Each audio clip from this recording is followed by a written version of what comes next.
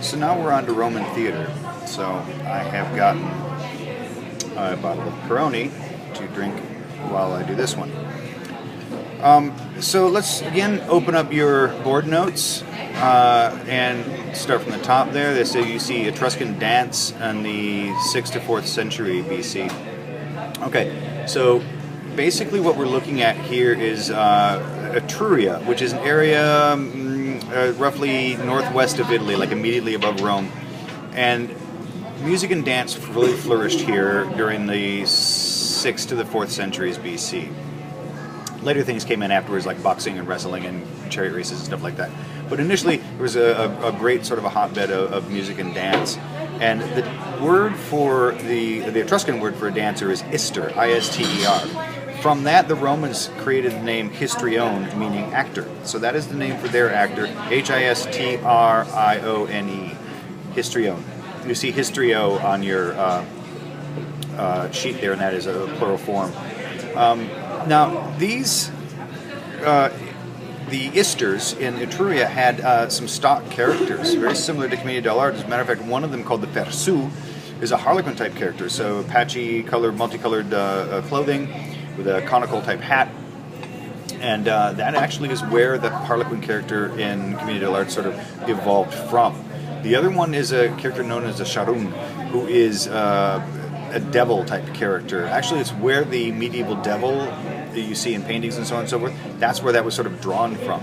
And there was also another sort of a character, if you will, that was the servants who were ushered out during Roman gladiatorial combat to take hot irons and burn the gladiators who looked to be dead to make sure they weren't faking. They were dressed up sort of like the Charun character from the Isters.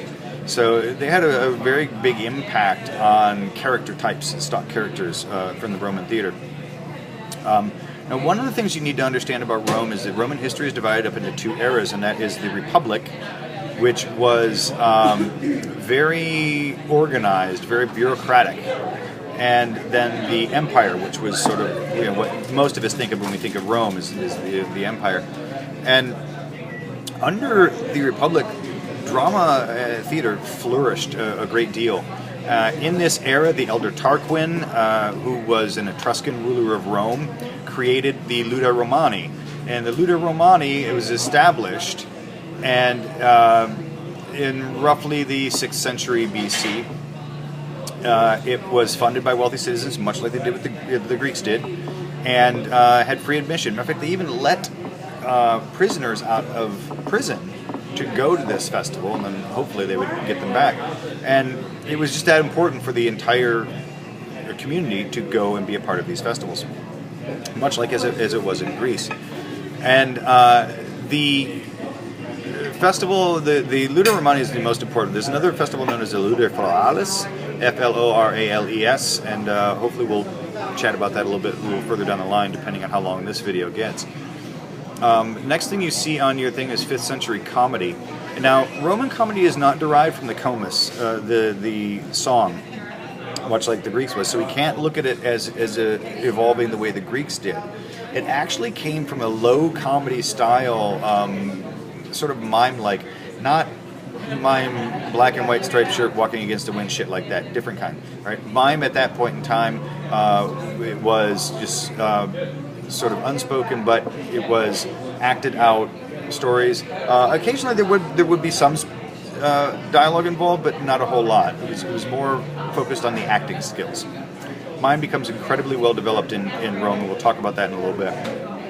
But this actually came from an area known as Magna Graecia, the lower part of Italy, and that was settled by the Greeks, hence the term Magna Graecia, which, if you know your Latin, it means actually large Greeks, but it's talking about the population, not actually fat Greek people. And it really refers to the lower part of Italy. If you see that on an exam, don't say fat Greeks, say lower part of Italy. So this was actually turned into a literary style. These mimes from Magna Graecia were turned into a literary style by a writer known as Epicharmus. And that's where the birth of comedy in Rome began. Tragedy never really got the major foothold in Rome that it did in Greece. It was really comedy, mime, pantomime, and then of course later on more bloodthirsty type styles of entertainment. All right. Most of the works from Epic Commerce were drawn on travesties of mythology and daily life type stuff, so closer to Greek's new comedy styles. The plays in the first few centuries of the Republic were really primitive in nature, and they were known as versus fescenini, Versus Fescennini, versus fescenini. All right, and some of these were so crude. They were done at festivals. Some of them were so crude that they actually had to be kept in check by law.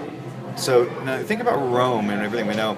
If something is so crude that Romans have to say, "Wow, we need laws to deal with that shit," they must have been really, really bad. So a lot of them were taken from foreign plays, mostly Greek, and adapted to Roman taste. All right, the next thing you see in there is 364 BC Etruscan dancers. The Roman historian Livy, if you've ever heard of him or read any of his works, he actually dates the beginning of theatrical performances in Rome at this date, 364 BC. And the reason being is because that a group of Etruscan dancers were brought in to do a performance at a festival in honor of a god to stop a plague. So that's when he states that Roman theater began. I'll give you a different date a little bit later with a little more solid reasoning to it than that. Then we have 300 BC on your list, and that is the parody of tragedy. It was given literary form by a guy named Rintham from Syracuse. And the parody of tragedy is pretty much just what it sounds like. It is lampooning these tragic stories that they had. And it was known as Hilarotragodia. Hilarotragodia. Hilarotragodia. And the actors of this were known as phliakes. Not flakes. Phliakes. Phlykes. Alright? It's not where we get flakes from. It's not saying actors are flakes. It's just their name. Alright. So the next thing we have on here is 275 BC, the phliakes or mimes. Okay, so what ended up happening was that mime was, or farce actually, farce was imported to Rome and was probably borrowed from the phliakes, the early mimetic actors, who were then brought in and created and acted in the Hilarotragodia we just talked about. Technically, actually, phliakes means gossips. If that makes more sense to you, then there you go. So, if you think about lampooning these tragic events or mime or things like that, these people are just sort of gossiping. So, these are all the phliakes are from southern Italy, so that's why I say it was imported into Rome, as it came up from the south. Probably connected to the actors from the Magna Graecia as well. So now you got here, we've talked about versus Fescennini on there, all right? So what ended up happening was, and this is going to get a bit confusing, so I'll try to keep it as understandable as possible. They took the dances from the Etruscan dancers, combined them with those really crude skits from the versus Fescennini. Remember the ones that had to be bound by law, right? They combined the dances with that, and these formed the Satur, which then became known as Fabulae Saturre. It was sort of a medley of dance and crude scenes. All right, probably the dance was pretty crude by then as well. They weren't really equivalent to Greek satiric drama, but they were unrelated dramatic sketches, almost like a Saturday Night Live, but if you can imagine that with dance as well. The farces of the phliakes came to Rome as the Fabulae Atellinae, because they came from Attica, in that area. 4 stock characters were taken from the Fabulae Atellinae, and these are what are important. We have them right here on your list. It is the braggart, the comic old man, the gluttonous fool, and the hunchback. These then became immediately sort of taken and reused in the Commedia dell'arte, which we'll talk about when we hit Italian Renaissance. And that continued on into melodrama with stock characters, which then continued on into effectively sitcoms and soap operas today. Stock characters used again and again. You can look at almost any sitcom right now and just see these. Let's take, was it Two and a Half Men? Braggart, comic old man, gluttonous fool, and hunchback, okay?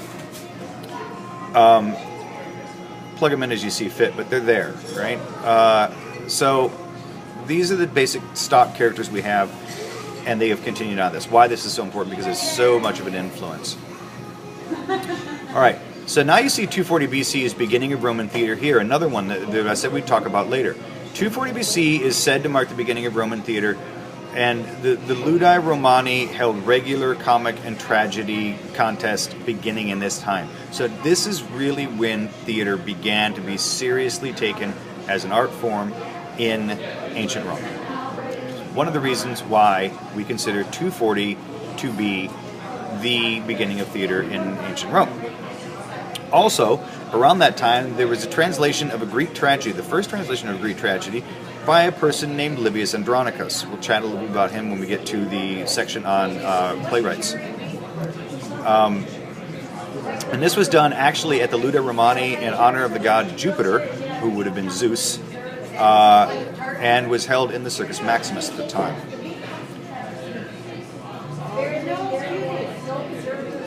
Okay. Another writer by the name of Plautus, he was predominantly responsible for music to be woven into the fabric of Roman comedy, which, again, like I said in the Greeks, had already been done with their theater for centuries. All right. Next we see on there, 235, Gnaeus Naevius begins right now. Gnaeus Naevius is, he focused on translations of writing Greek new comedies, so this is where a lot of the stuff that we would see, find out about Menander's works comes from. These translations of Greek New Comedy were termed Fabula Palatia, or Palliata actually, P-A-L-L-I-A-T-A, Fabula Palliata. After the mantles were worn in the costumes, and that's the Palliata are the capes that are worn in the costumes, and that's why it was called that. Naevius actually started using Roman subject matter for the comedies as well as his tragedies, and so that's when it starts to become national drama. This is important.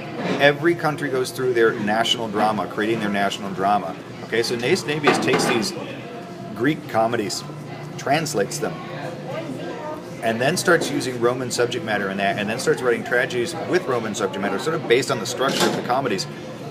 And this becomes Fabula Praetexta, P-R-A-E-T-E-X-T-A, Fabula Praetexta, and that becomes the Roman national drama. Okay. At 214 BC, we have 4 days of theater at the Ludi Romani. So at this big festival, 4 solid days are set aside just for theater alone. They were coordinated by basically a stage manager known as a Dominus Gregis. And a pulpitum was set up for these presentations. So a pulpitum is actually just sort of a temporary stage platform. And that was sort of the beginning of Roman theater architecture. We'll talk about that when we get into theater architecture later. All right.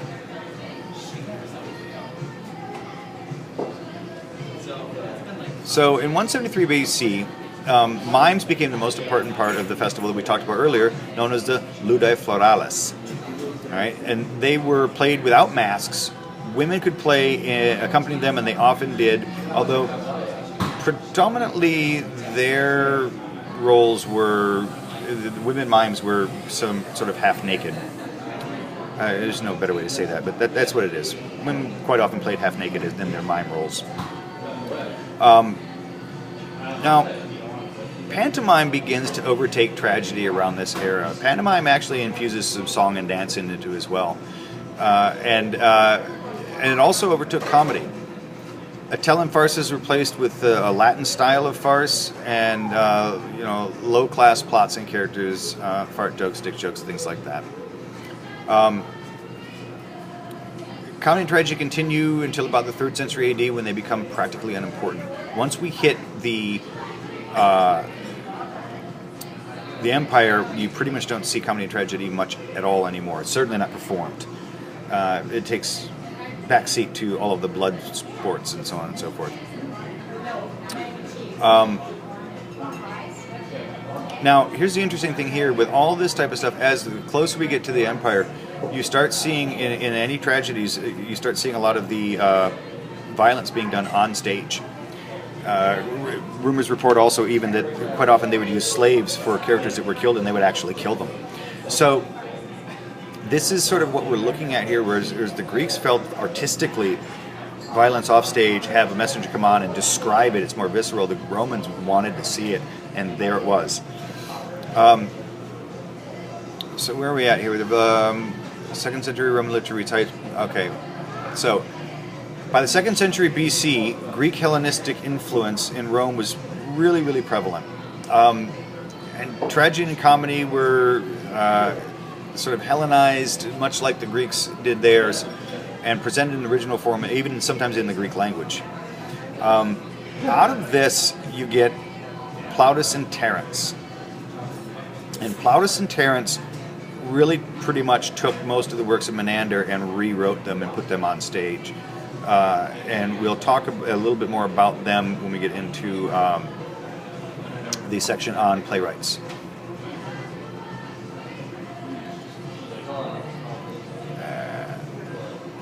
Then we get to 89 BC, Italian farce given literary... wait, no, back up one, sorry. 1st century BC, Fabula Togata. All right, so from the around the 1st century BC, the Fabula Togata is a native comedy, and it's played in the Roman toga, which is why it's called Fabula Togata. All right, out of that came what's known as Fabula Tabernaria. Now, tabernar is a home, a domestic home. So the Fabula Tabernaria are plays written about sort of domestic life,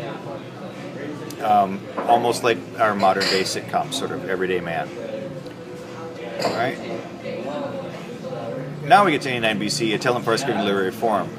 This was by Novius and Pomponius, 2 writers who actually took the Italian farce, the Greek type of farce, and wrote it, gave it literary form in Latin, in Roman, for Rome. Now, by the end of the Republic, we end up with having about 40 days designated for theatrical productions each year. All right. Around 80 BC, the first Roman amphitheater is built in Pompeii, which then, of course, gets covered by ash, and we have it again. So you're starting to see them start to build structures designed specifically for theater. What did they use before then? A lot of times, in a lot of places, they used a lot of the Greek theaters that they had already been built. And then they would do those pulpitums, the sort of temporary stages at like the Circus Maximus and other amphitheaters that they had built. Now, they didn't really ever get deep into building a whole lot of theaters like the Greeks did. There were a few, but not many. They didn't really like building permanent theatrical structures. Colosseums, or the Colosseum, yes. Amphitheaters, sure, because they could be used for a lot of other sports. But as far as just theaters like the Greeks built, not many. All right, so that pretty much takes us close to the Empire here. After 29 BC, no new plays are written for performance. That means anything that's written at that point in time, and there will be some plays written by a writer by the name of Seneca, the greatest tragic playwright of the Roman era. They're written actually to be sort of read in those odiums we talked about, where you could just give recitations. They aren't really written for production anymore. By 27 BC, we hit the beginning of the Empire. All right, the Republic was 509 to 27 BC. The Empire runs 27 BC to 476 BC. We'll get to the Empire in just a moment.